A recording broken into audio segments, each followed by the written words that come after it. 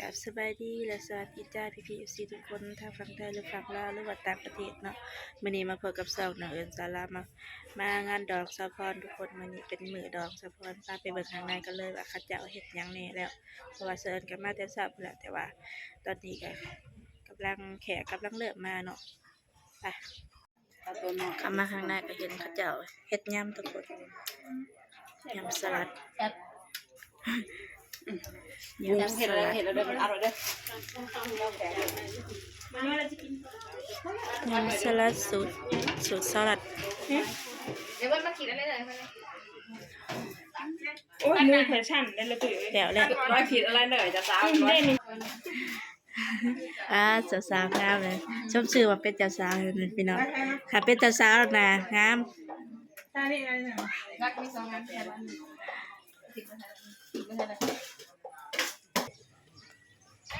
นี่อันนี้คือน้ำกระปุนคน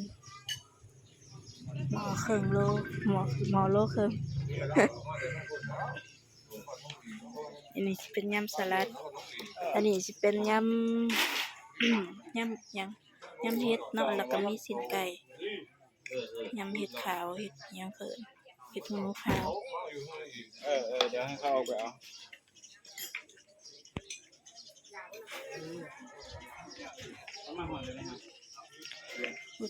ผู้แก่เพิ่นเริ่มมาแล้วแขกเริ่มมาแล้วสวัสดีทุกคนมาได้กินยำสลัดกันเพิ่นยิงแกรถที่ใช่เลยสวัสดีเพิ่นตักยำสลัดไม่ได้พี่น้องเพราะว่าตอนอันเช้าน่ะบ่ได้ถ่ายตอน1ข้าว1น้ำนะเพราะว่ามันมืดมาถ่ายตอนสวยแล้วบ่แม่นว่ามาสวยได้พี่น้องมาแต่เช้าอยู่น้องสยิงจนกลับไปแต่งตัวใหม่ตอนเช้าน่ะบ่ได้ถ่ายกันนึงมากอ่ะตื่นมาแล้วท่านละสวยหน้าผามาเฮ็ดทั้งเด้ทุกคนบัดนี้กลับไปเลยก็มาแต่งหน้าแต่งตาแต่งตัวงามๆแล้วจังถ่ายไปแซ่บบ่คือมันแบบแซ่บๆพี่น้อง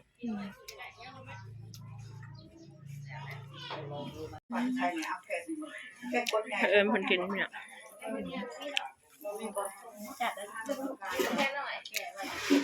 น้อย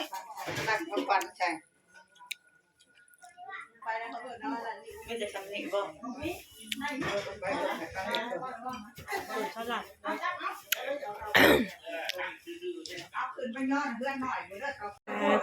ตะกี้เราใส่ชุดแดงมันได้ใส่ชุดขาวพี่น้องใส่กันเปลี่ยนสเปรสมสื่อว่าเป็นแม่ยิงลาวเนาะต้องมีดอกจำปาสบายดีบ่ได้บ่ได้มือค่ะเป็นย่อยนะอันนี้ครับจะบ้ากับจะสาวอีกคู่หนึ่ง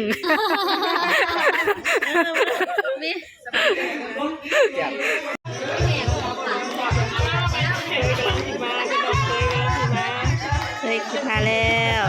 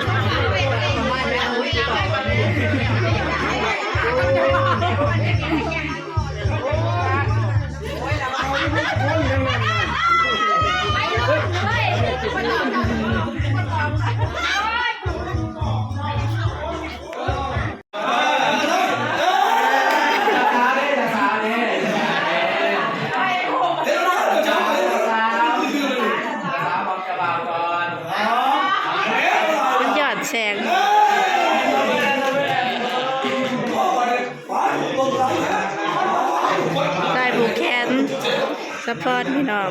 50,000กีบ50,000กีบ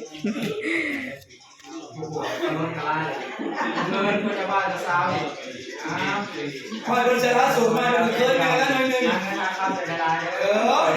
ดีชิมาเลยมาสุดท้ายเลยคีมิโก้ได้ยังจะมาเข่าได้ไหม หลังจากผูกแขนแล้วก็มาหาล้างถ้วยล้างบ่วงบัดนี้พี่น้อง บ่ได้เมื่อง่ายแล้วค่ะบ่ล้างถ้วยล้างบ่วงล้างชามล้างอันจานล้างหยังแล้วกันมื้อวันที่8นี่ก็สิเป็นมื้อบุญบ้านโนนสมบูรณ์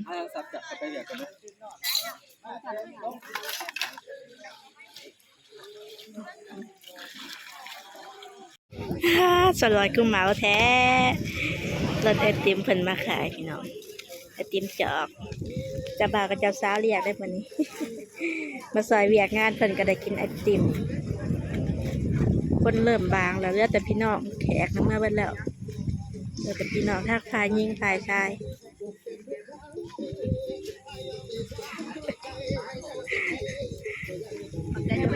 ขอบใจเจ้าภาพเด้อเฮงๆปังๆกว่าเก่าเด้อเจ้าภาพให้ได้ลดราคาได้ลูกน้ำเนาะ ลูกใหญ่ก็ยอมลูก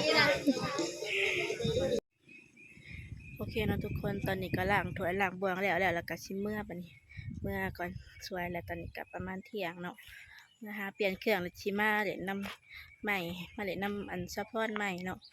เอาเป็นว่าถ้าเพิ่นได้มาคลิปนี้ก็อย่าลืมฝากกดไลค์กดแชร์กดกระดิ่งเพื่อแจ้งเตือนเนาะแล้วก็เป็นกำลังใจให้น้องเอิญสาวลาวนี่เด้อจ้าสำหรับมื้อนี้กับสบายดีและสวัสดีจ้าบ๊ายบาย